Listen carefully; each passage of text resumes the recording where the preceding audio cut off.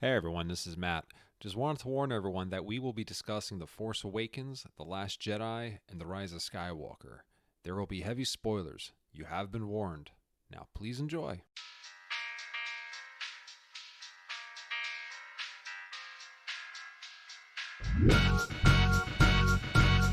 Hello and welcome to the Layman's Guide to the Multiverse, where we dive through the panels and break through the fourth wall. I'm your host, Ed, and with me as always, Apollo. Hey! I've got Matt. Howdy. And we've got Mike. Hello? Wait, How's it going, guys? So we have a special guest star today's We episode, do. as you could tell. Oh, thank you. Special. Mike is a friend of the show who he actually what's the word I'm looking for? He streams with Ed on a weekly basis. So I mean, we do that. That's a thing we do. we know him. We know him pretty well. We feel comfortable with his addition to the show, and we feel like he'll bring some good points to Hopefully. the conversation today. Ed, what are we talking about today? You're the one who brought us all together for this. What are we talking I about? know, it's today? weird. It's weird. So I know that we had a conversation once about a Star War. And I know that the three of them have been a little divisive, a little polarizing, if you will. Oh, the new ones, you mean? Yeah. Oh crap. We're going to do an episode on the most three recent Star Wars flicks in the main series. Yeah, I mean, I've been trying to get into Star Wars since I was like 9, dude. Like, We're doing this? Yeah. Matt's got a drink for this one. All right. Usually the way we do this is usually I'm the comic book, layman, but I'm a bit more knowledgeable at Star Wars. So I think it's best. Yeah. This is why we're having Ed host this one. yeah, Oh, I mean, he's I the feel like layman. that's fair. I mean, Super. Matt has a serious hard-on for Darth Vader. As it It's were. pretty bad. He constantly tells me that I need to read the Darth Vader comics that I've that's only read good. the first volume of. So just to kind of bring it all together, the fact that this is still technically a comic book podcast. To be fair, that comic book is changing a lot of stuff in the canon, but it's for the better, I feel. And I can't believe I'm admitting that. I mean, I guess my question would be why. I've seen Force Awakens. I know most of the... You've seen Foreskins? How many? That is selective hearing, my friends. And Star Wars foreskin specifically? The Star Wars Foreskins Awaken. So is that the we first? made it. So is that the first step towards becoming a Padawan? Oh Christ! Oh no, Oh. no. Okay, so you've seen the Force Awakens. Yeah, so I've seen The Force Awakens. I know pretty much all of the spoilers for The Last Jedi. I know that's super polarizing, So you haven't seen it. and I haven't seen it in its entirety, and I have not seen this last one. But I feel like I know all the spoilers, so I feel like I've seen it. I just don't know how it ends. You guys don't mind, like at least throughout this episode, you kind of throw out my guess, and you guys let me know if I'm right. Okay, that works. I mean, Sure. we've all seen it. I think. I know Mike has seen it, right? I've seen it. Yeah, and Matt definitely seen it. Yes. Yes. And ironically, I think all our opinions are a little bit different Maybe. on it. I don't know if that's. I feel like we've discussed it in some small capacity, but never actually gotten into any heated debates about it. Yeah, I mean, We've been saving it for the podcast. Ooh. All right. So, what do you want to know, Ed? Why? So I some of my coworkers, just other people that aren't you guys, everyone's telling me this movie's terrible. Why? Rise of why? Skywalker? I keep hearing Rise of Skywalker's awful. From what I hear, The Last Jedi does some really interesting things. Like it brings up a bunch of interesting ideas. I mean, maybe those don't get the trigger pulled on them, but like, why is there so much hate? Like, I could understand for The Force Awakens because it felt like a pretty decent cover of A New Hope, but it was super slick, man. That movie looked really. I mean, The Force Awakens is pretty much just like you said. It's a cover of A New Hope. They Not only is it a cover, it's a very safe cover, I feel. It's like it's like Michael Bolton's cover of When a Man Loves a Woman. Mm. Oh, It gets the job done, but it's lost a lot of its oomph that the original Percy Sledge had. So it's no kill switch engage as Holy Diver is what you're telling me. It's no Alexander, what's his name's Careless Whisper. You're bringing up some controversial comparisons. Well, I mean, it's Alexander, a little what's bit his wacky. name? Well, it's a little bit wacky because I mean, the Star Wars fandom can be kind of insane to an extent. I want to say, Kind of. Kind of. very insane. Because here's the thing: is that the Force Awakens, and I'm never going to be able to weigh in on this properly. I feel like if that was my introduction to Star Wars, I would have been a lot happier with it because I wouldn't have known. I wouldn't have known that this is a story that's more or less already been told already. I wouldn't have known what happens previously in the old Star Wars canon, also referred to as Legends. Ooh. So as an introduction to Star Wars, if you don't know anything else, I think it's a perfectly fine movie. The problem is that I remember when I walked into that movie, I had an idea as to what I'm expecting to happen. I'm expecting certain things to happen with certain characters that we already know about. And for the most part, I feel that they kind of just put the new characters and had them do the same thing the old characters did in previous films. So to an extent, yes, they played it very safe. Because the last thing Disney wanted to do was release another prequel trilogy, and just divide the fan base. Hey, but guess then what? It's already divided. They did it again. Star Wars fans aren't happy ever. That's the consistency. Back to That what is I was a saying before. consensus. Star Wars fans are never happy. No, it's a terrible fan base to an extent. One of the other things that I personally had with the Force Awakens, this is gonna sound terrible. No, go for it. You don't care about the new characters. The new characters that they introduce, like I'm still waiting to find out what happened to the old characters. So I don't care as much about the introduction of these new characters, aside from the ones that I thought were pretty cool. And if I'm honest, and I know this might get a lot of hate from a lot of people, Rey is a very forgettable protagonist. I hear that if they would have shifted the focus from Rey to Finn or Poe, things would have been a lot more interesting. I don't know if that's the case, though. At least not in that first movie. You know what the problem is that again, you had walking into the Force Awakens, you had 6 movies that established a canon, a storyline. You have a clue what's going on with the Skywalkers. You know that there's an old Republic, there's a new Republic, there's the Empire. So you know the Sith, you know the Rule of Two, you know all this crazy shit. So for them to just throw a character in there and just be like, we're not going to explain everything, and we're kind of banking that everyone's going to be so curious about what her background is that it's going to pull people in. And I don't feel that writing technique worked on me personally. So what you're saying is that J.J. Abrams decided instead of just throwing a plot out there, like a plot mystery box, he just made a mystery box character? Yes. I feel that way, yeah. I mean, because I mean, like in the original 3 movies, New Hope, Empire, Return of the Jedi, it starts off, Luke is just a moisture farmer. He wants to know about literally he's a moisture farmer. He wants no, I'm laughing because I totally remember that moisture farmer trilogy, Star Wars. Yeah. Well, it's the Blue Harvest. But anyway, so he wants to fight in the rebellion. His uncle's keeping him stranded on Tatooine, which a lot happens on Tatooine, but in the scheme of things, it's kind of a shithole in the middle of nowhere in the Star Wars universe. And he kind of gets dragged into this. You find out that he's Force sensitive, and you find out like he's kind of entwined into this, and he's been hidden. And you find out about it organically. You're like, wow, this is so cool. And you're finding out along the way, Rey is just, hey, she has Force powers. She's probably important. Let's drag her along for the story. She's probably important. If anything, I feel. To Ed's point about shifting who the main character should have been, and I know again this is going to be something a lot of people might disagree with or think is wrong. I think if we would have focused on Kylo Ren or Ben Solo as the main character of this new trilogy, it could have been a lot better. What would have been way more interesting? If they mentioned anything about the Knights of Ren. Those guys showed up and I'm like, yo, these guys look really cool. and then they just kind of look around for 2 more movies.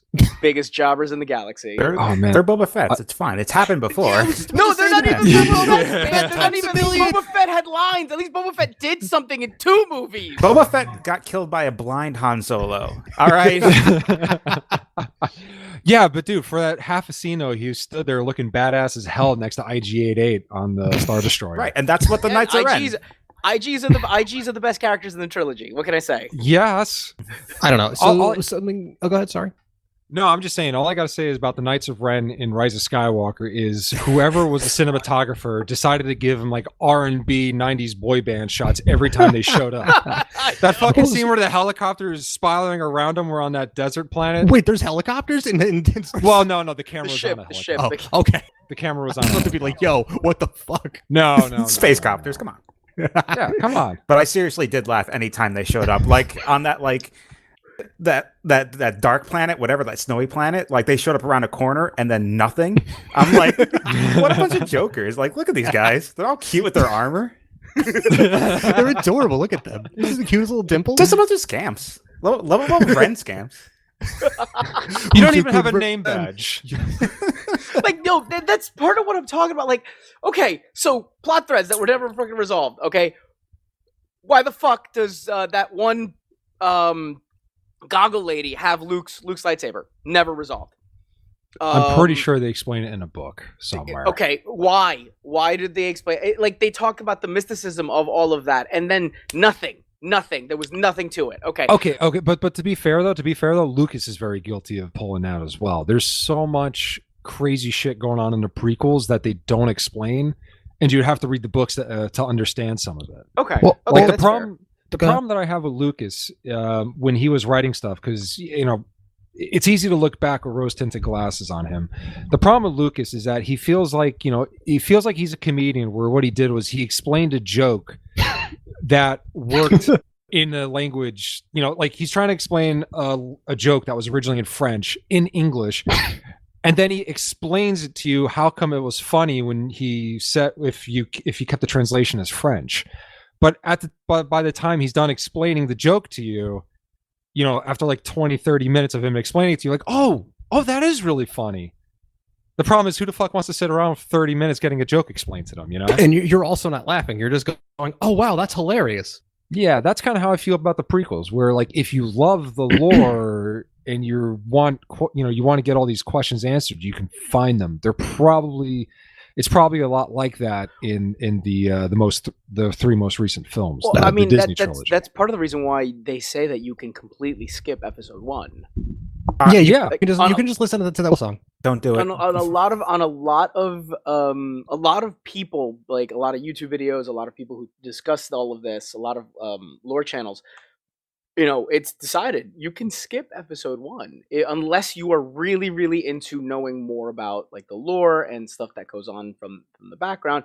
But from a movie perspective, a story perspective, 2 and 3, arguably not even 2, but 3 for sure is probably the only movie you really need to watch to understand what happens with Vader. Attack of the Clones, I think, is still the worst Star Wars movie. I still can't get through it. It is Honestly, the cringy. only thing... Yeah, I don't remember enjoying Attack of the Clones too much. And honestly, the only thing I remember from that third one is that Obi-Wan had the high ground. Hard to forget. So for me, that third one, I love the fact that you can watch that movie and see Anakin Skywalker okay, here's another step towards the dark side, here's another step towards the dark side, here's another step towards the dark side. And I can go on an entire tirade as to like where the Jedi failed, why the Jedi fucked up, and how they trained him, and all this other stuff. As a But I joke. really don't want to do that because I could be here for like an hour. Just We going could talk on at about length Right. about that. Yeah. But the only reason I brought up the prequels, like I said, is just to like the character with the glass. I can't remember her name, but to complain that you never know Maskanata, how. that was her name. Maskanata, thank you. It's to complain that you never know how she got the lightsaber. That's not just Disney's fault. Lucas was guilty of the same thing. So I feel that's an unfair criticism. I mean, So no, what's not just that, not worse just though? that. Hold on, not just that. the other thing, like that's just an example of it. So, like the Knights of Ren, what the fuck are they? Like, who are they? Why are they important? They just just show up like a boy band, have a couple of scenes, and then they're a bunch of jobbers, and they just leave at the end. Okay, Well, what That's gets me, what gets me with them, and I'm sorry to cut you off, but like they apparently hired a bunch of Indonesian martial artists and the guy, like the fight choreographers for the raid, and they were going to use those people, like they use those actors for the Knights of Ren. I hear that as someone that's not like a huge Star Wars fan. I go, oh shit, the raid was fucking dope. Like we're gonna get that kind of stuff in Star Wars, please. Oh yeah, and Oh, that would have been they just- fantastic. and they just Right? get jobbed out. Yeah, and they don't do It was anything. bad. They're just boy band posing for 3 movies. And then there's little No, scams. Come and on, not even for sneaking three around movies. corners. Okay, hold on. Not Scooby even doing for 3 everywhere? movies. 2 movies. Right? Because- I forgot. Because they showed up. They didn't really show up in the first movie. They were mentioned in the first movie. They're in a flashback. Ryan Johnson doesn't even use them in Yeah, the he's like, second yeah. movie. That's cool. I guess. Okay, and We then don't need it, J.J. Abrams comes back and he's like, "What the fuck? Why didn't you show off my boy band?" And then he's like Puff Daddy, just saying, "All right, I'm gonna make the band." And then he proceeds to rap over a Led Zeppelin riff. Exactly. J.J. Abrams is like, boy, take that. Can't stop, won't stop. Exactly. Do you understand? Like that shit pisses. Okay, so that's another one. How can I don't want to give too many spoilers. If that's, No, go no. for it. Go all Spoil- in. spoil the shit Spoilers out for of me. it. I mean, I'm sorry though. I'm laughing at the idea of J.J. Abrams as Puff Daddy sending Star Wars characters like out to go find him Cambodian breast milk. Like he doesn't even know it's a movie. Someone is it- shut you down. Like Is that a reference to Luke Skywalker milking that thing in The it Last should Jedi? be. If it's not, it should be. He drank Can't from the remember the name of the source. creature. Yeah, space cow. So the whole premise of the ending of this movie is that, spoilers, Palpatine is the big bad guy. Has always been the big bad here's guy. the thing, man. If you played Fortnite, you already knew that. Right. That's fine. Fortnite fucking gave that away. Fine, whatever. And that at this point, and at the end of this movie, Rey is the embodiment of all the Jedi. Palpatine is the embodiment of all the Sith, and they're having their little unlimited power. Fucking Granddaddy Laserbeam up there. fiesta. I wish that's how it sounded. And then you hear the Force ghosts of all the dead Jedis that are inside of Rey or whatever such nonsense they were trying to channel. Okay, but if you remember, at the end of the second movie, at the end of The Last Jedi, the whole premise was that the Jedi were wrong. The whole premise of The Last Jedi was that the Jedi were wrong. I mean, we could get into that debate. Right. That is, dude. Yoda burns down the tree where the library was, and then Luke's like, "This sacred text." He only burned it down to distract Luke because he already knew Rey stole the books. It's muddled as hell. Like it doesn't know what it Again, wants to say. another stupid thing. Like that's the other stupid thing. Like, okay, fine, Rey is going out to complete her training, but what the fuck does she know? She has the books. She has the books. I mean, how long was Luke training with Yoda? Yeah, but Yoda was an actual teacher. I mean, not to say that Leia wasn't a teacher, even though we got the ghost of Carrie Fisher training Daisy Ridley to be a Jedi. That's fine. Page turners, they were not. That's all I could think of.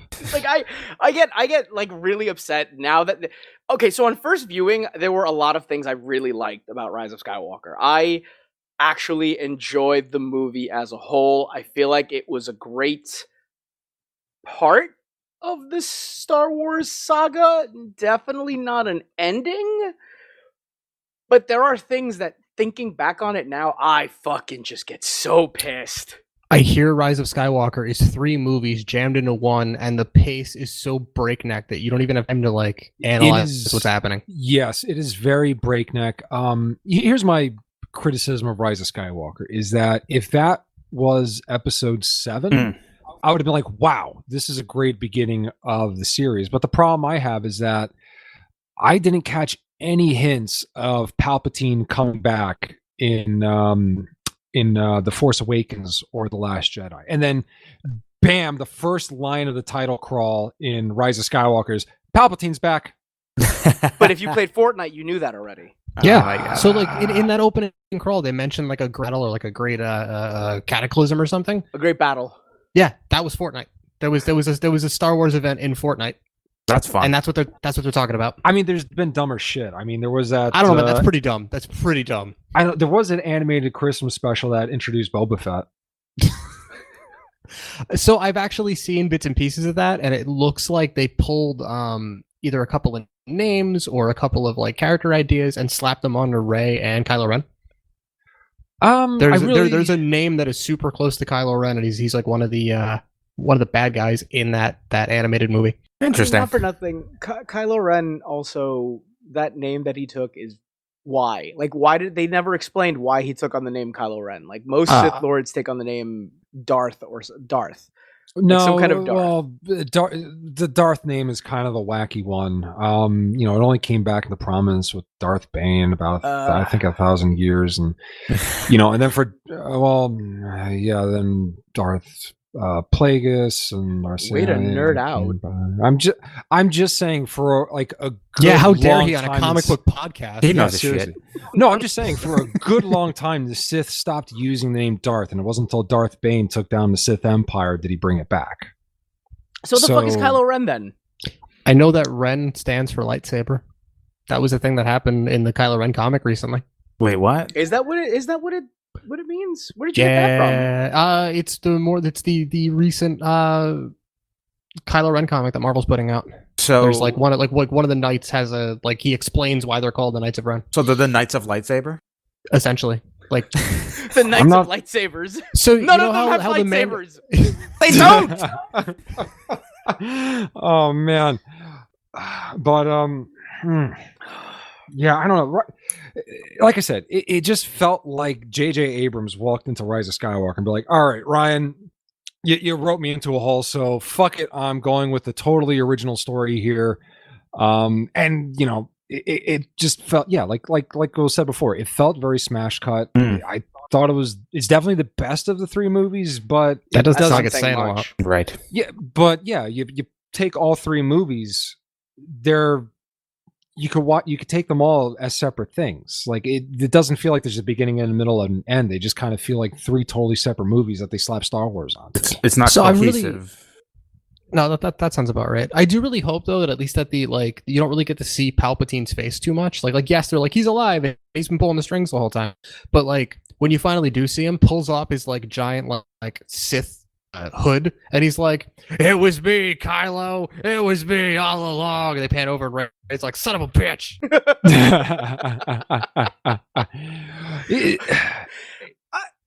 So one of the things to mention about this, the idea of Palpatine coming back, is this is not even anything new original idea either. So back in I want to say the 80s, I think it was or it 91. was the 90s, I forget which one. I know what you're talking about. Yeah, Dark Horse Comics wrote a Star Wars Dark Empire comic, and then they did Dark Empire 2 as well, which is a continuation of the story after Return of the Jedi. It's actually a trilogy. Yes, and what they tell you is that Palpatine had clones of himself ready in case he ever died.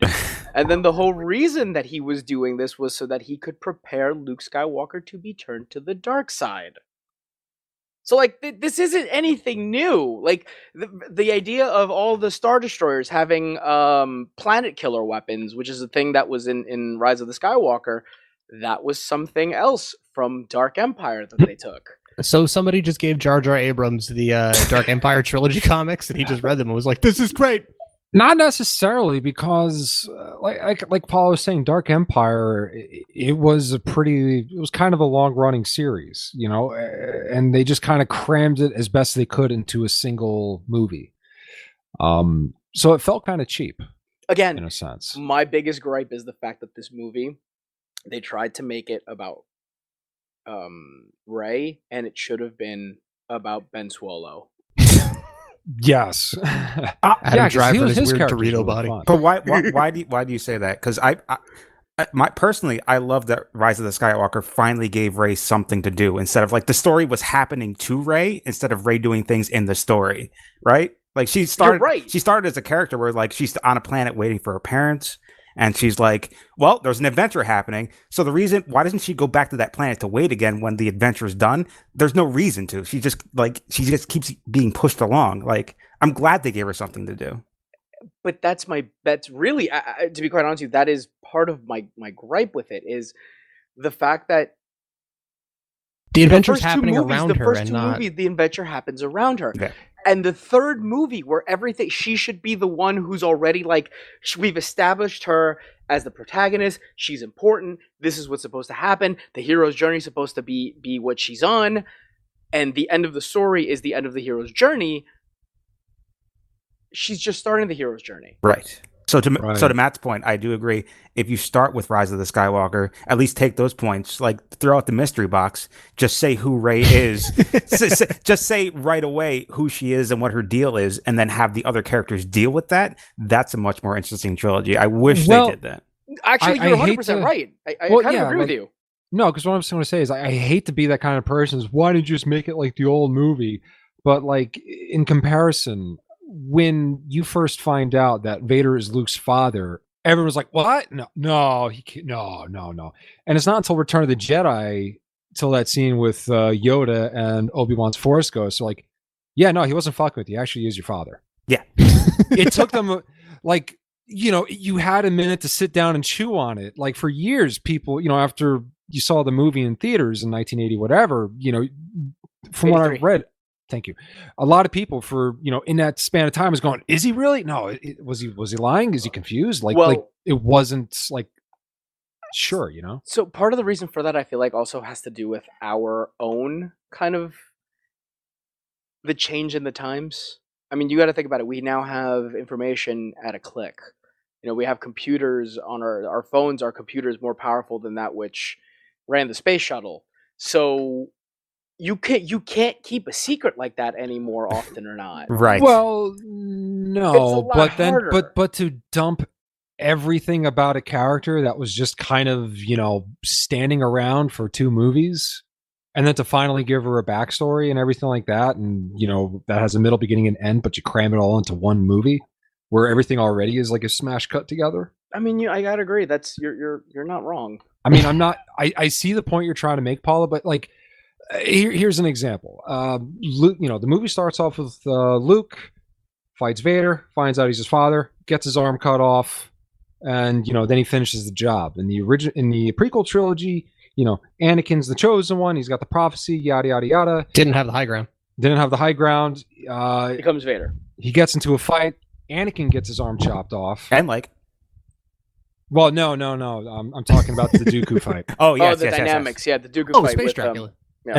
And then he fights Obi-Wan, and then he becomes Vader. But what I'm trying to say, though, is that, like, Anakin and Luke's story, you felt like there was more skin in the game. Like, you see their struggle. With Rey, it kind of just felt like she just kind of muddled through everything. I mean, the point I like to make to people is, off the top of your head, give me one Rey quote from her first two movies. I'm shrugging. I don't even remember anything about Force Awakens, to be honest. Stare into the middle distance. So I'm picturing a lot of that. I'm waiting for my parents. I don't know. Are you kidding me? More people remember the guy saying, one ration. Yeah, portion. Portion. Thank you. Yeah, I more only people remember and that. I only remember that from a recent YouTube video of a YouTuber that I watched. So, Right. Do they say that a lot? but yeah, he does something from the movie. Ah. He makes some food from the movie and then talks about portions. He just yells portion. He I just love yelled, those. yeah, no, he has the little pop-up guy comes up and it's the character played by Simon Pegg, Yeah. which is the worst part. Like, it's a character played by Simon Pegg, Yeah. squandered and wasted. But the way I would kind of wrap up my feeling on the new trilogy character is, like, Finn. He's got a great backstory. He's a trooper that broke away from the First Order. That's cool. I don't know many stories in Legends where stormtroopers broke away from an empire or a radicalized empire. First of all, Rex did. How dare you? I Clone said not trooper? many. That's actually what I was thinking of. But you got Poe, who's a pretty interesting fighter pilot. Oh, He's awesome. You know what's really cool too is that How do you actually feel, Paulo? well, What's even cooler too is that he's from Yavin, because I forget which country they shot Yavin in, but he's from the country where it's supposed to be Yavin, so he had that's his cool. stories. Yeah, so that's cool.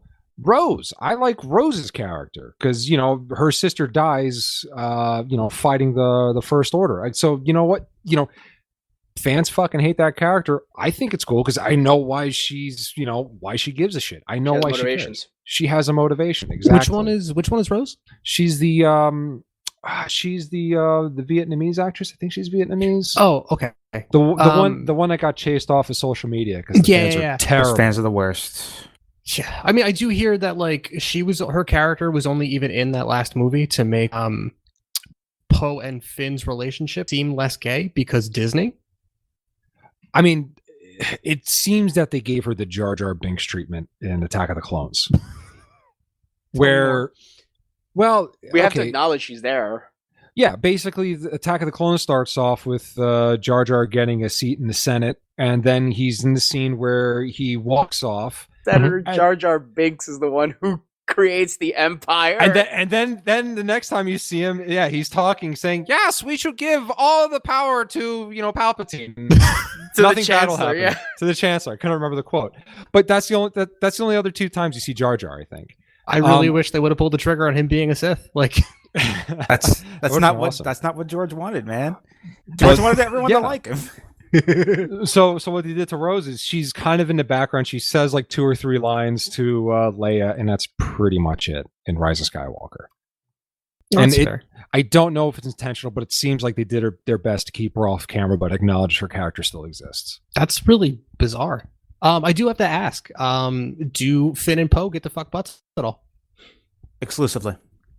No, and it's so funny too because they kind of shoehorn another female character to make it seem like she's Poe's Finn's interest. Oh, so I'm sorry. So maybe it wasn't Poe's Rose interest, yeah. I was hearing. That it was his other character. This was a Power Ranger. Wait, what? Let's get into that when we come back. I was just about to say, tell me more about that after the break. Sure. We'll be back. Do it. Do it. Do it. Do it. Do it. Do it. I am the Senate. Do it. Do it. Do it. Do it. Do it. Do it.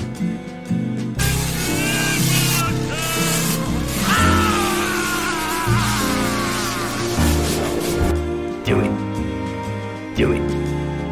Do it. Do it. Do it. Do it. Fulfill your destiny. Take your father's place at my side.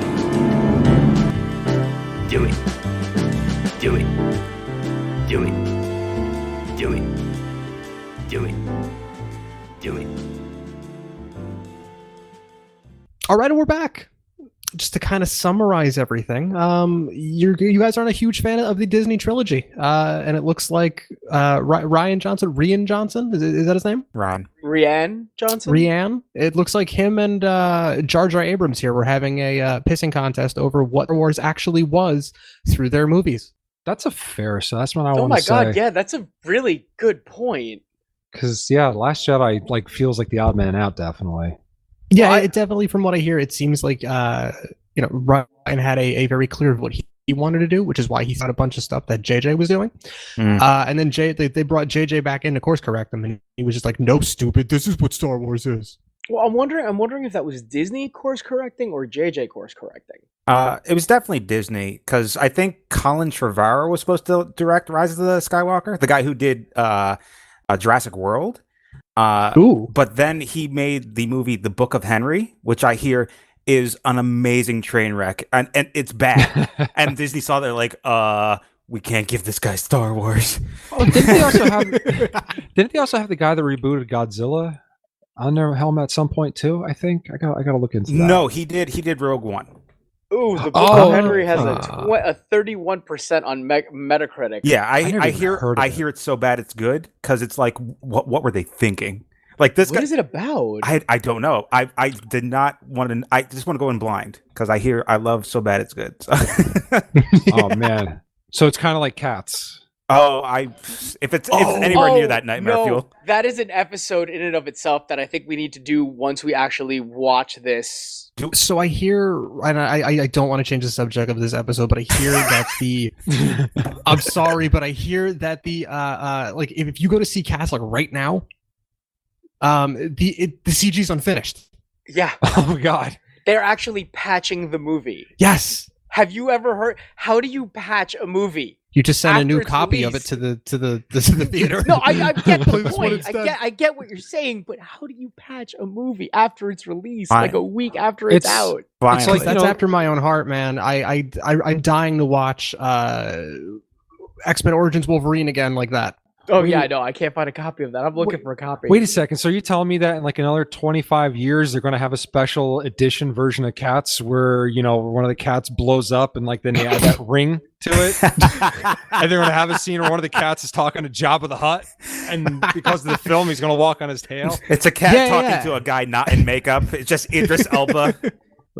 Yeah, I was gonna say, and then they just like zoom in on Rebel Wilson, and she's like McClunky.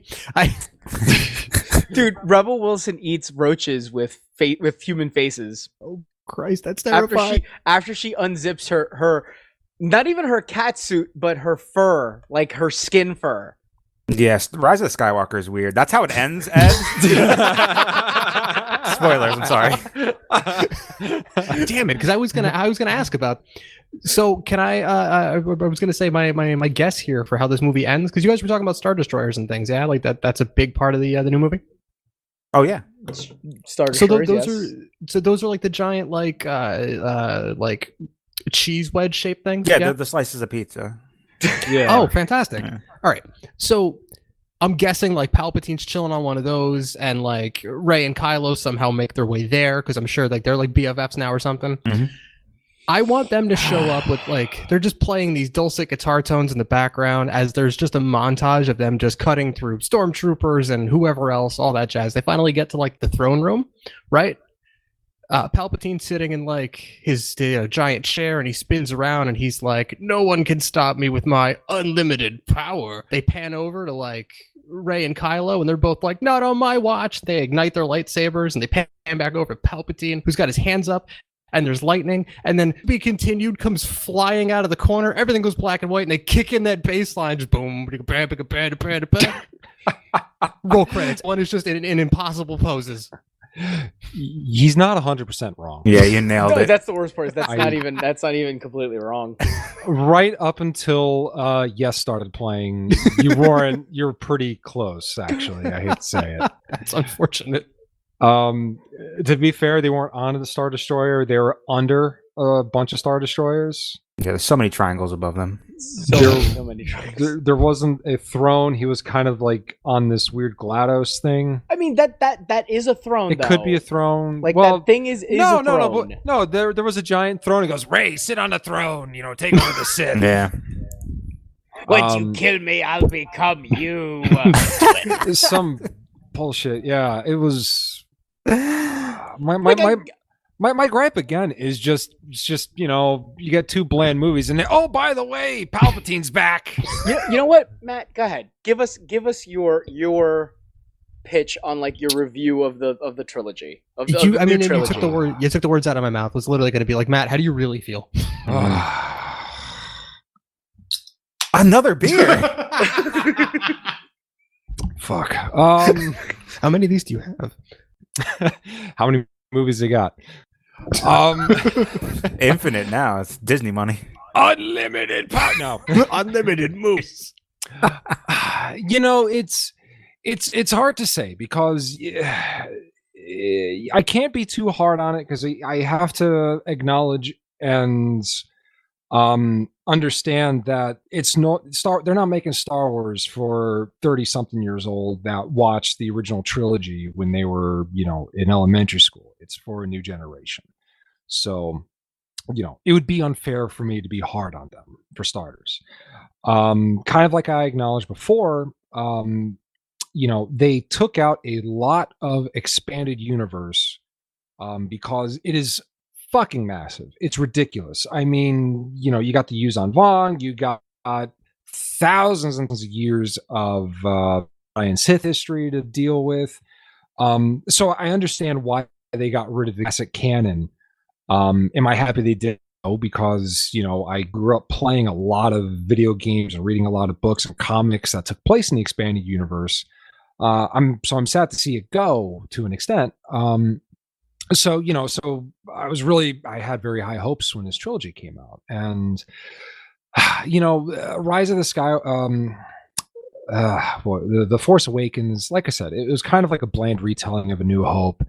The Last Jedi, I actually kind of liked the idea of of Luke Skywalker kind of giving up hope, if you will.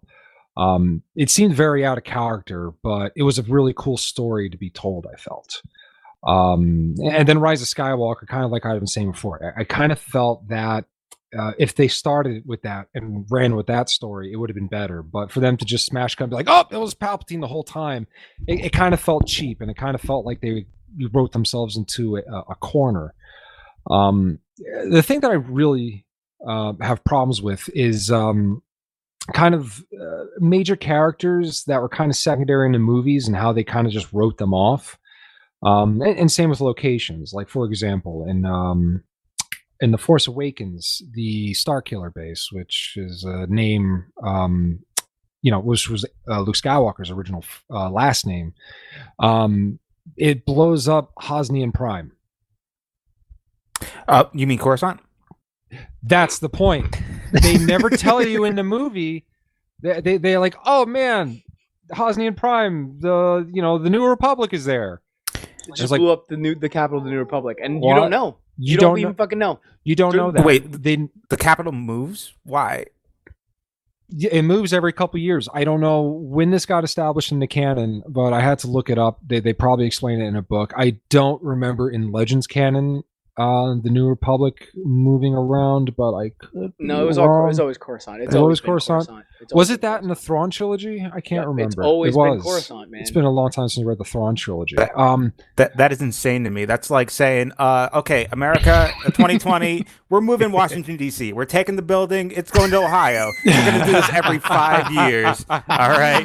And that's what they do. That is actually what the New Republic does, according to the new canon. That's and insane.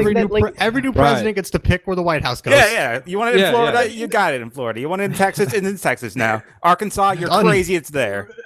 No, and I remember the first time I was watching it, and that the Capitol gets blown up. I'm just sitting there going, did they just blow up Coruscant? Yeah.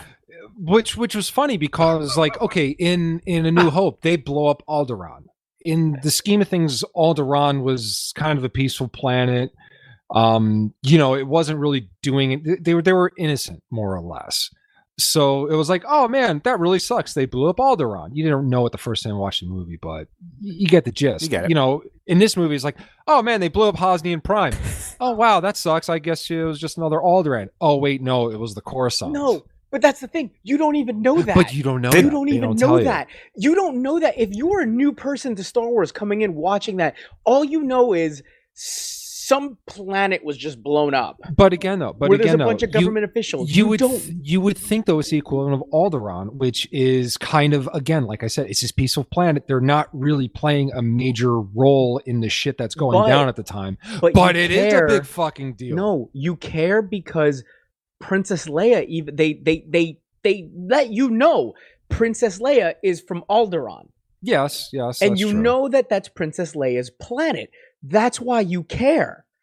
You don't know what fucking planet they're destroying until afterwards. Yeah, but and then you don't even know the name of the planet until you actually go and look it up. That is the problem. They have 3 movies prior to The Force Awakens, which Coruscant appears like very prominently. That's where the Jedi are. That's where like everything is. It's Coruscant, and the next movie, they don't even say Hosnian Prime. It's not like, oh no, they're blowing up Hosnian Prime where the New Republic is. It's just like, here's a city planet. It's blown up. Why wouldn't you assume it's Coruscant? It was even funnier too, because like, here's Starkiller base. Here's Starkiller base blowing up this planet.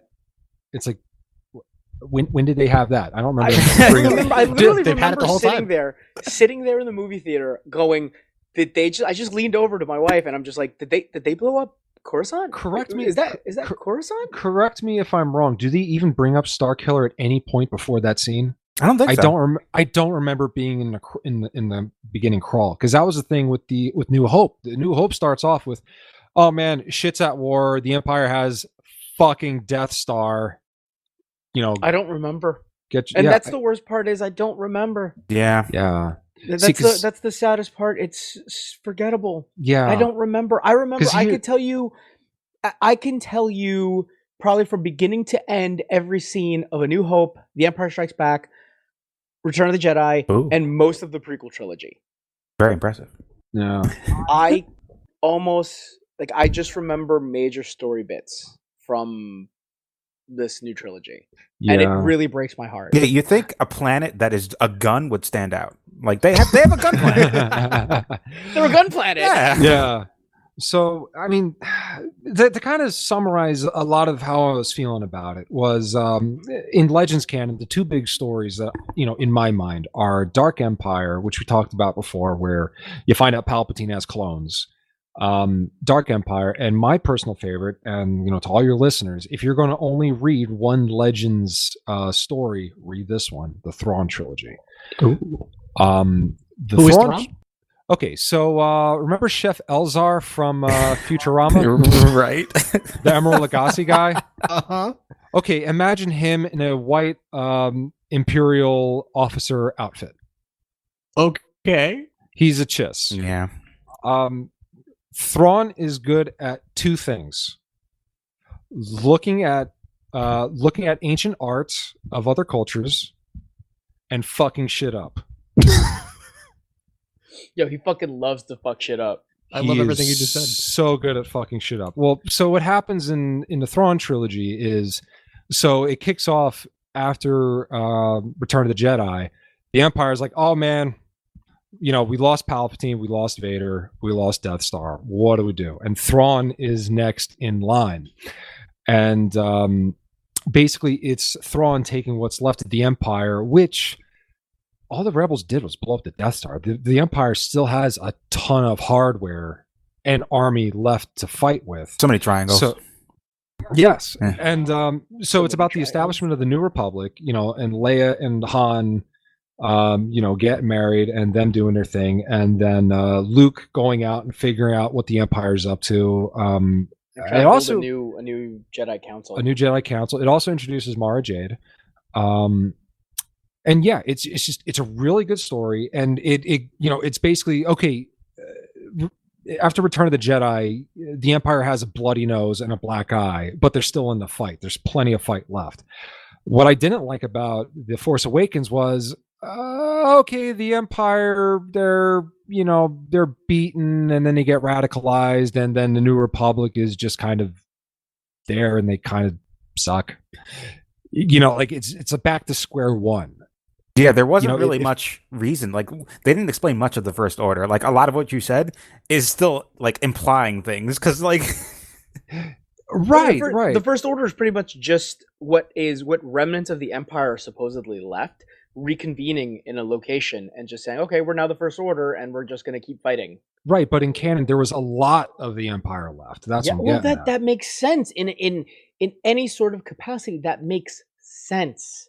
Yeah, I mean, Because you can't these- just, it's an empire. It's a galactic empire spanning hundreds and thousands of worlds that have been completely subjugated by Palpatine. You kill one guy, that doesn't topple everything. Rome didn't fall in a fucking day. Right. So for them to just kind of say, okay, remember Return of the Jedi? Yeah, we're back to square one. Here's The Force Awakens. very disappointing. Honestly, you want to watch something that begins to see how what happens after the Empire falls. Go watch The Mandalorian. Ooh. That was good. What a plot. I hear really Baby good. Yoda is adorable. He is. And then the kind of my last point too is that I kind of wish that they gave certain characters better send-offs, and I'm talking secondary characters. Like, what the fuck is Mon Mothma doing this whole time? Right, her. They gave This her is a part good- Who in- is that? She was in Rogue One, right? Yes, she was in Rogue One. Mon Mothma was the leader of the Rebel Alliance. She's the woman that you see with the very flowy dress, the really long neck, and the kind of like the bobbed haircut. She's the one that she says. Many like, Bothans died Yes, thank to you. bring us this situation, bring us these plans. Poor Manny. Okay. right, that's Mon Mothma. She's kind of the big brains of the rebel. You know what? You know what happened between Return of the Jedi and Force Awakens? I had to look it up. She apparently stepped out of politics. So she didn't die. She's doing good. Yeah, but she was just like, you know what? I don't need to be here. According to the novel Bloodlines, as of 6 years prior to The Force Awakens, she is alive. However, she has withdrawn from political scene, fracturing the unity of the Senate, as she was one of the figures of the populist and centrist factions that could unite behind. I hate that you had to look that up. I had to, but they don't fucking tell you what happened but to her. And she was that's kind of a what- big deal. That's part of what I'm talking about. I hate that that's what you They, had to do. could have just given you a line in the movie, and they don't. And then of course, the most egregious thing I felt was in The Last Jedi, Akbar. Oh, yeah. Admiral with Akbar. them- Yes. So with them not acknowledging Akbar, you guys have all seen Oh, no, they did the acknowledge- Firefly movie, right? Serenity? The Serenity? Serenity. Yes, Yes. Serenity. Thank you. Yeah. I feel like that death might have, or like, because I haven't seen the scene, but I feel like that scene been akin to Wash's death. No, where he just no. fucking dies, and it's like they don't even have time to be like, you as the viewer goes, what? And then No. everybody just moves because they have to. No, The it's guy's nothing. off Like screen. it's nothing like that. Here's what happens. Okay, Oh, it's the New Republic. I guess the Resistance. I can't remember what they're called anymore. Who knows? They get their shit packed by a Star Destroyer. It blows up the bridge. All the officers on the bridge get sucked out to into the vacuum of space, and then Leia uses her Force abilities to float back to the ship and save herself, which a lot of people complained about. But reading some of the expanded universe, Leia does tons of crazy Force sensitive shit, so I'm not offended by that. But what happens though is you notice in the background a certain somebody gets sucked out into the void. It's Admiral Akbar. Yeah, Oh, bummer. he In fell the for the trap. background. Yeah, he fell for the trap. The how ironic. yeah, the mastermind of the Battle of Endor and all that shit. Nope, fuck you. You're dead. Who cares? And like, Like So not even, it's not even like, oh fuck, Akbar died. Like nothing. and visually, he's a space fish, right? So he should survive out there. It's a trap. Like honestly, No, because Mon Calamari is a water planet, dude. dude, it's still filled with space. He's fine. so it's safe to say that you guys all don't really have a great opinion of these last three movies. I'm not angry at them. I feel that they could have done certain things a little bit differently. I like that they tried to explore some ideas, but I felt they played it way too safe. I feel. Yeah, you're just a parent, right? You're not angry. You're just disappointed. Ooh. Oh, Shit. I don't know if my opinion is the same as Matt's. Mine's a little bit different, I think. Like I said, I mean, like for me, it's okay. It's like, was it great? Was it bad? It was all right. I mean, so at that point, then why even do it? Because I hear it's not even making money. The first Force Awakens made a lot of money. Yeah. But I hear the new one isn't really making a ton of money. 'Cause you Probably gotta not in complete the China. trilogy. No, it bombed in China, apparently. China doesn't like Star Wars. It's fine. Apparently it bombed in China. So my opinion on it is I feel like it does... There's a lot of really neat ideas in what they're trying to do. But none of them get the trigger pulled on them because they're But too busy none of- just yeah, trying to be no. safe. No, none of them get the trigger pulled on them. Again, I honestly feel like one of the worst things they could have done is try to focus this story on Rey and like not making her be the star of the actual story. Like and like Matt said before, the story's just kind of happening around her and she's just there for the ride. She is not actively a participant in what's happening You know what? until the last movie. You know what I feel like? She almost feels like a Deus Ex Machina of sorts. You know what I mean? But you don't really know what's going on with her. I'm saying she's more like shonen anime protagonist. She's just powerful for no reason, fixes I stuff. love it. Yeah, that's who she is. I I mean that is true, but the thing is, if she were a shonen anime protagonist, at least she would have something to do in the story, as opposed to just being along for the ride. Because she doesn't do anything until the end of the second movie. She would have a badass line after she fucks shit up. Yeah, at least they'd have that. That's true. But that's why I couldn't get Like, angry. Like people are angry. like- She's powerful for no reason. Like these guys don't watch anime. I don't. They must not. That's not. And like I said, that's not something I'm relatively angry at. I'm angry at the story itself for not making it as important as it should. But be. you're already Nani? Yeah. If anything, and like I said, if anything, if you shifted, so for me, if you could shift the main character of the story to be Kylo Ren and tell the story of his, like, yeah, the story starts off with him already being, he's already let go of the identity of Ben Solo. He's already bad guy Kylo Ren. I'm edgy as hell. I fucking hate my parents. Oh, Dad, why did you make me do this? Why'd you make Didn't me he become murder a ton of Jedi?" people in that first movie? Like, isn't he the reason that Finn bailed on the First Order? Dude, he is a driving force of the first two movies. He fired the Gun Planet. Dude, he has more to Fired the do gun in those two stories than Rey does. He has more to do in the 3 movies, I feel. Yeah, and in the third movie, honestly, the third movie, if you just change the story a little bit, he could have very definitely have been the main character, could have been the big part of his story is the redemption of Ben Solo, and then, spoiler alert, he dies. Oh.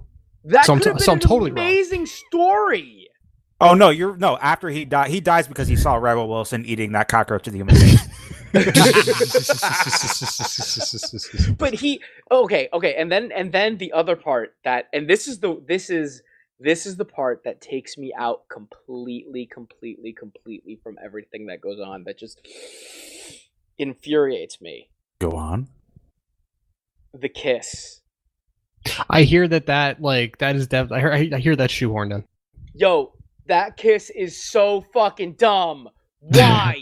Yeah, 'cause why, it makes- why do they need to make that a thing? Why do Disney, they need to because Disney, romanticize that Paulo, fucking story? You because don't Disney, need Paulo, to. I'm surprised Ray didn't start singing at some point. It should have been. It would have been so much more powerful if they hadn't kissed, and he just fucking dropped dead. Yeah, Like, now and he's got he cooties. fucking died. He's got force cooties. Ew, Ben Solo kissed a girl. Ooh. What a lame Sith. No, and it's just so frustrating. So fucking. Why is it frustrating, Paula? Because that's not the Jedi way to have attachments? No, Ooh. it's not even okay. He's a Sith now. Don't even get me started on the Jedi way and the bullshit of all of that, because I could go for an hour about how much I fucking hate the fact that the Jedi just come off as hypocritical douchebags. Because they Well, isn't are. Yeah, But- isn't but that no, what no, no, at the- Last at the- Jedi's supposed to be about? No, but that's the thing. They don't even follow through with that. Yeah, They I know. don't follow through with any of it, because at the end of it, you've got all the Jedi's being like, "Oh, we got your back. We're in this for this." Blah blah blah blah blah blah. Blah. Meanwhile, the entire other movie before it was like, "Oh, the Jedi were wrong. The Jedi did everything wrong. We shouldn't have done it like this." And then Luke is like, "Yo, we should just go get some sangria with the boys." I mean, I was wrong. should have got some sangria with the boys. I mean, they did kind of do an okay job dialing it back when Luke's Force Ghost is like, "Look, man, I was just scared." I get it. I understand, but still, it's so frustrating. I mean, Having that sounds read- I- I've interesting. read- that like I have read so. I'm sorry to interrupt you. I've No. read so much, and like Matt said, there's so much lore of the Legends canon. There's so much more to the Jedi than just what they show you in the movies, because the movies really is just like a quick glaze over of what the Force is, of what the Jedi and the Sith are. but It's Paulo- literally just a kind of here's the figure in a box, but you can't open the box because you don't know unless you actually go out and buy the toy. You're just being shown the toy in a commercial of what the Sith and the Jedi are. But Paulo, writing Star Wars is hard because it's not like Marvel got like 80 years worth of comics to pull from. Yes, you do. It's true. You have just as much. That's true. You have so many books in the Legends canon. You have so much to pull from. You have Yes. so many Feel different the writers to anger pull flow from. through Like you. I can't get. I'm Paulo. getting really angry. You're so I'm angry. sorry. Paula, if you kill me, I'll become you right now. Something could happen. Here's a problem that Star Wars has that Marvel and DC have been very good about skirting around is that there's all multiverses and bullshits and new 52s and all this stuff that they could backpedal stories pretty easily in comics, I feel. Yeah. Star Wars, you put it in a book, good luck backpedaling it because likely somebody's going to take some factoid that you put in your story and run with it, and you can't take it back anymore. Right. But that's kind of what I love. Like, I wasn't really super into the EU, but I know Lucas didn't behold himself to it. He's like, you guys can have fun in this little sandbox, but I'm not going to care about what you write if it counters what I think. I'm just going to do my own thing. That's cool though.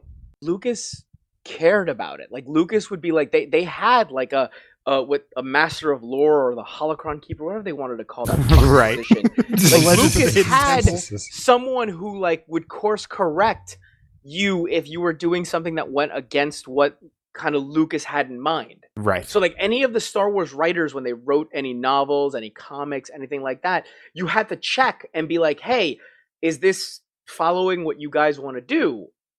I think And- the best example of that is in Jay and Silent Bob Strike Back when Mark Hamill is in that movie as the cock knocker. Right. Cockknocker. And they have the bong sabers.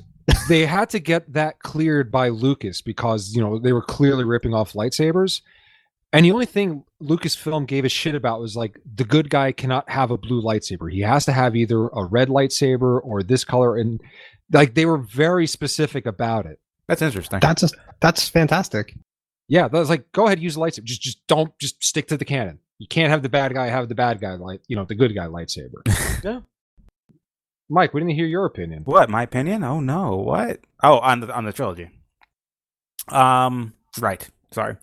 My opinion. The most recent trilogy is the most prime example of burying the lead that I can think of. I totally agree with Matt. Starting at the story of Rise of the Skywalker for Force Awakens is where it should have started. Give me a reason to care about Rey. Like, I know, Paulo, you're saying make the story about Ben Swolo, but I really do think one of my favorite movies is Fury Road, and that kind of just puts you in the middle of things and it's like, here's these characters and here's their story right away. Like, I'm done with this mystery stuff. Just tell me who Rey is, why she's important, why she's so strong, and then Why do I care? have the other characters deal with that. So here's a spoiler warning. I don't know if you know this, Ed, but Rey is like a descendant of Palpatine. I did hear that she's like the granddaughter of She's the Palpatine, but like She's the granddaughter of Palpatine, and like they dropped this bomb in Rise of the Skywalker that all the characters knew this, but they still trained her anyways. I'm like, great for those characters. I don't care. You didn't tell What me about that. me? Like, Yeah. it's about me, Star Wars. no, but when you're telling a story, drop that big bomb. Like, it's Yeah. something. I don't know much about the EU, but it's something where potentially you're training this big evil person, and you can also throw in like maybe she slips and kind of falls a little bit, and then Ben Swallow has to kind of, he starts out evil as well, but then he sees like she's like, oh, you're way too intense, and he kind of tries to drag her back, like do something like that. No, and that sounds super, like, that's super interesting. Or doing something like that would be super interesting to me. Because going back to Lucas was like, yeah, you'll see a lot of the stuff in the first 3 movies and the prequels. Like, you're going to see some of the same beats because it's a space opera about one family, and it's poetry. It's supposed time. So Yeah. like the idea that like you get another Darth Vader and like you get another Luke Skywalker Darth Vader like reveal of like, I'm an older family member of yours. Yeah. That's interesting to me. You kind of reverse it, where essentially it was a son trying to redeem his father. Now it's essentially the grandson of that family line trying to essentially to redeem the daughter of Satan, or space Satan, essentially is trying to redeem. Like, that's a super interesting story. Yo, Palpatine is Space He's Satan. Space I'm sorry, Satan. That's the best And takeaway she's from the this. granddaughter of Space Satan. So, like, But if you can but redeem it's- Space Satan, holy shit! Wait, But hold it- on. Why is Palpatine space Satan? Have you I seen to that, ask. man? He is Space Satan. Okay, so technically, by all means, he is the one who orchestrated everything from episode 1 to episode 9. Yeah, exactly. Everything, including Snoke. Actually, in Legends, he orchestrated everything even beyond that. The Yuzan Vaughn. Yeah. Everything bad. Did he orchestrate the Yuzan Vong too? No, but that's why he wanted to build his Death to fight them. Mm.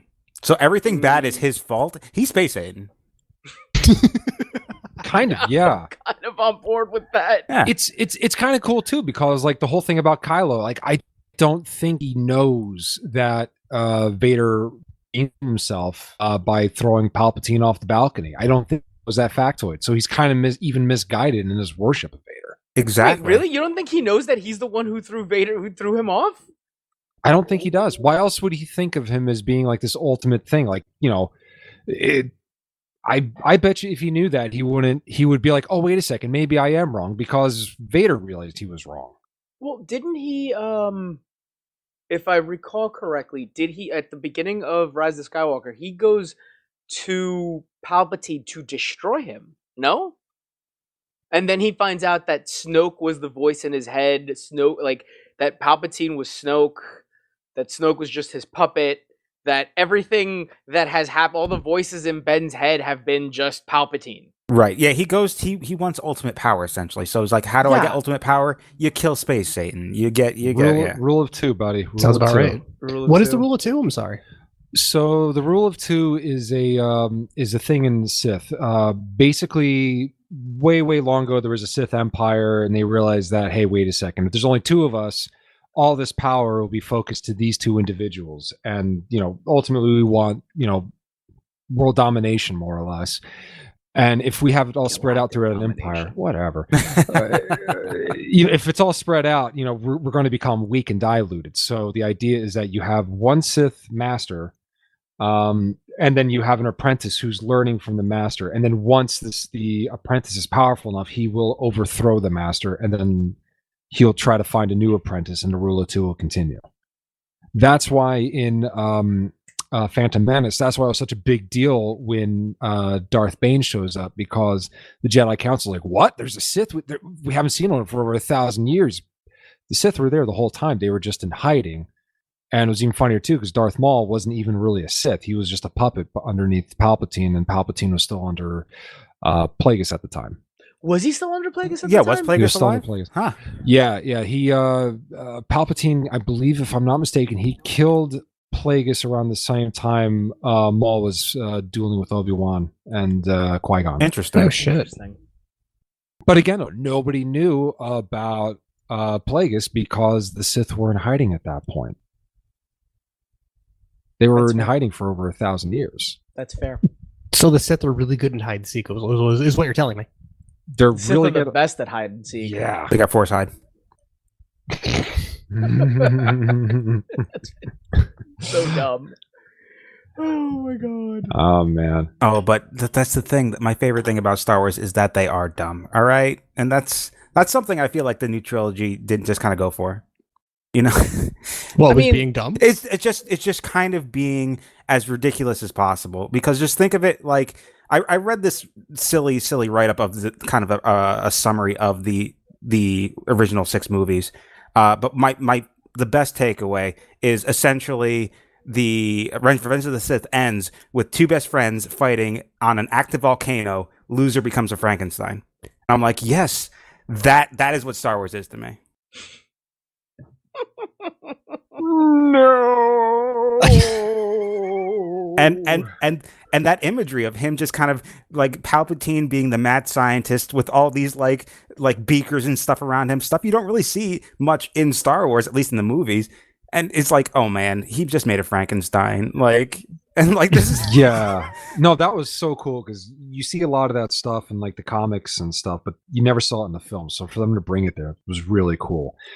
And you know, it's really cool too because you find out that was kind of Palpatine's plan all along, was to get a gimped Anakin Skywalker as his apprentice, but you're not going to fucking overthrow, you know, Palpatine if you're that much robot. yeah, and he has electricity powers. Like, what are you gonna do? Yeah, exactly. And he's a robot, and he would constantly, you know, throw force lightning at him when he stepped out of line. And you know, and he's a robot, so he takes, you know, an additional 2 damage and roll another. It's super effective. Yeah. It is. It is more or less, because that's the whole thing, is that, you know, they didn't use modern parts on Darth Vader. They just used what they had laying around. And it was all old antiquated shit. That's I amazing. did hear that his entire armor is like it's built bad on purpose. Like it's built to keep him in constant pain. Like it's essentially just built to keep him in check.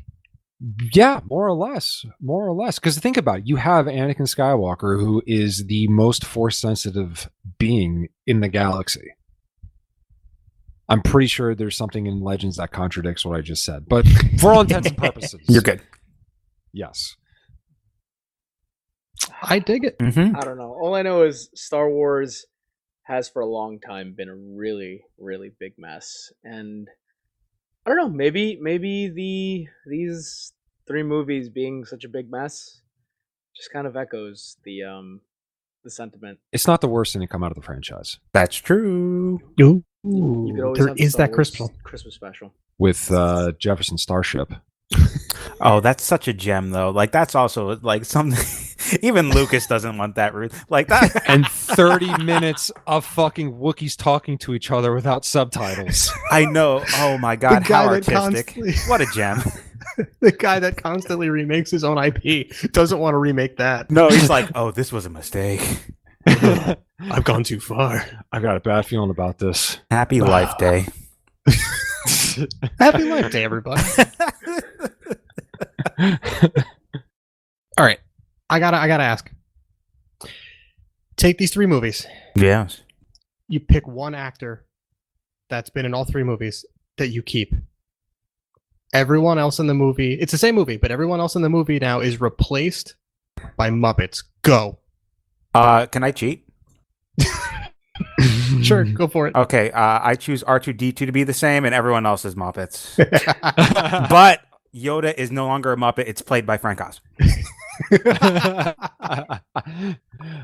Oh God. I don't know who I would keep.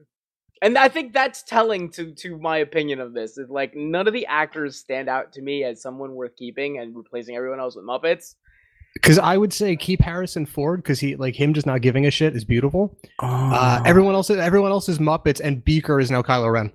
Oh, but the thing is, like, when he falls down that pit, I want to see his arms like Kermit flail down that pit. Like, I need to see that. You Okay. don't know how much I need to see that. See, it's brilliant because Harrison Ford has wanted nothing to do with Star Wars for a very long time. Yeah, since like the first movie. Yeah. Like that's why he gets frozen carbonite in Empire Strikes Back was because they didn't know if they're going to be able to get him back for Return of the Jedi. That is true. Yeah. All right, guys. Last thing. Let's say hypothetically, because like I'm not really sure how you like. I don't know how you fix Star Wars at this point, because like this is the general consensus. Like the last 3 movies they're kind of like, what's the point? You know, everything was too safe and nothing was done. Right. Sure. So I'm thinking you wait another 5 to 10 years. You know, don't even really talk about Star Wars. Nothing. Hold a giant press conference. Not so much like a Disney 23, but you hold like a giant press conference. You start just bringing out actors that are going to be playing these brand new characters. We're doing something new. You know, all that jazz. Show like the new trailer because like surprise, the first one's already done, and like you give it a release date, right? They're like Duel of Fates on that thing. March of the Empire, the Imperial March. Like throw that on there, all that kind of stuff, right? Great. End of the trailer, like everything cuts to black. Pornhub logo. Let's go. New Star Wars trailer streaming exclusively on Pornhub. Oh my God. It wouldn't be so funny if it was the name of the of the jazz music in Star Wars canon. Those 2 are laughing because they know what it is. Edward, do you know what it is? Say that again. I'm sorry. Okay, so You were cutting out a little bit when you said that. so jazz music in Star Wars canon. I know exactly what it's called. It's beautiful. I'm just like a little salacious crumb on top of a fat man's shoulder. And on that note, guys, thank you so much for filling me in. But I think it's time to say goodnight. It's jizz. Oh no, Space Jazz is good. Good night, everybody.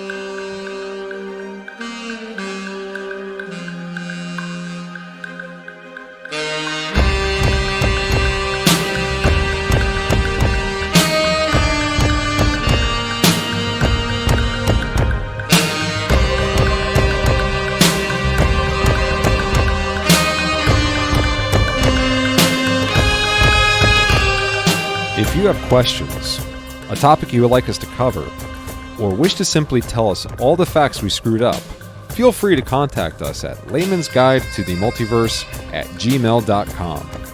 Also, feel free to visit our website at laymansguidetothemultiverse.com.